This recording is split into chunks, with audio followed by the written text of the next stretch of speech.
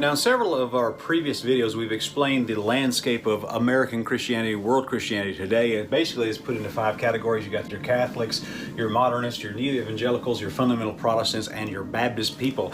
That's the landscape. Now, I believe in a rapture of the church at the beginning of a 7-year, literal 7-year tribulation period. And so when that happens, basically what the layout's going to look something like this. You're going to have this crowd's going to be gone, a large chunk of this crowd's going to be gone, and I would say a portion of this crowd's going to be gone. So at the end of that, you're going into a tribulation period with these 3 groups, and these groups are going to have to unite around something. They're going to realize that, we're really not that different after all.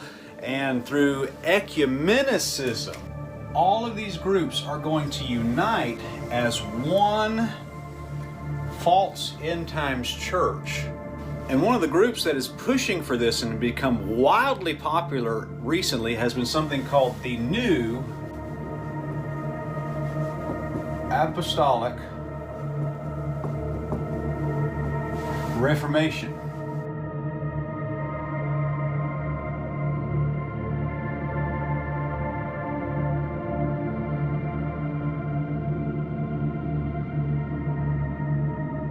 It is a group of people that believe very similar things, and they are kind of in a category all their own. They fellowship together, they work together, they do meetings together, and they largely believe the same thing. Todd Bentley, Brian Welch is a new guy in that. Bill Johnson, Joel Osteen is in it. Francie Chan is heading that way in a hurry, and you got Paula White. Kanye's probably in that group too right now. Todd White is a major player in that. Brian Houston, Benny Hinn, Michael Brown, all of this crowd. These are the false teachers of today. This is the form of godliness that Timothy was told about in 1st and 2nd Timothy.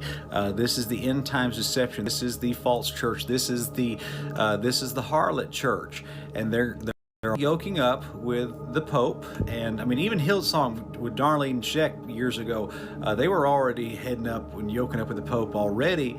So this is the false harlot church. This is the end times deception. And this is what is going to be a vehicle that's going to bring about the Antichrist with their dominion theology and their 7 mountain mandate. That's what they're going to do. They're promoting unity amongst all these denominations, and they're putting unity over doctrine. And then the music is going to be a major player because all of them have basically the same music.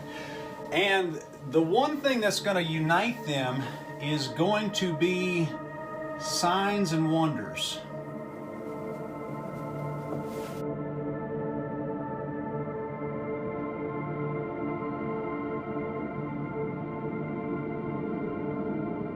It's never going to be a Bible-based religion. It's going to be an experience-based religion.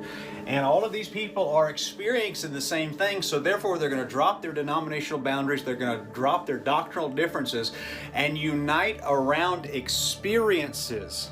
And they're doing that already. And then also they're going to usher in something called dominion theology. That is their eschatology, that is their end times belief system. Now, to understand the significance of dominion theology, you have to understand basic eschatology.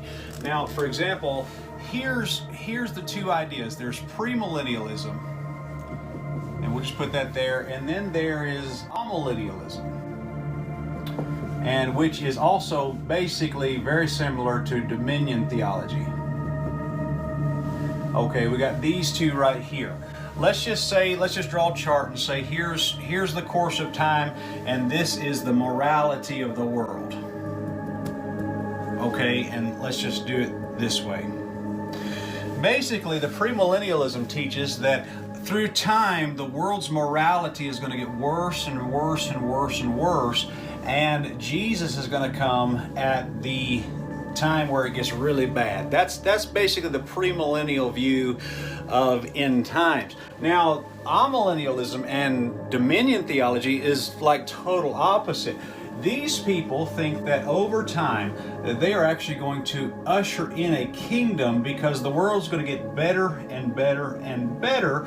And now these people also believe that the tribulation period is not literal, that it's not going to happen, that all of that is done away with. It ended in 70 AD. And so they believe that through time the morality of the world's going to get better and better and better, and that Christ is just literally going to step out into the world. And so they're looking for Jesus just to step out and rule and reign. And they are willing, through infiltration of political events, the Seven Mountain Dominion theology of the New Apostolic Reformation,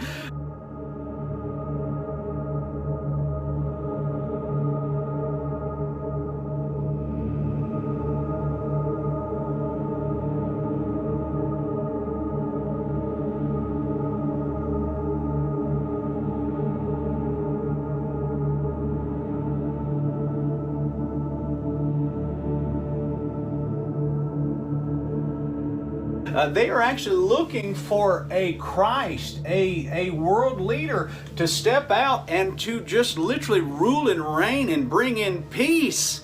And we believe that that's going to be the Antichrist. And they're not looking for a rapture, they're not looking for a tribulation period, they're actually looking for a leader. They're looking for a political entity that declares himself to be God in the flesh. And they're wanting to give that man the keys to the entire world. That's what they're doing. That's what they say. That's what they want.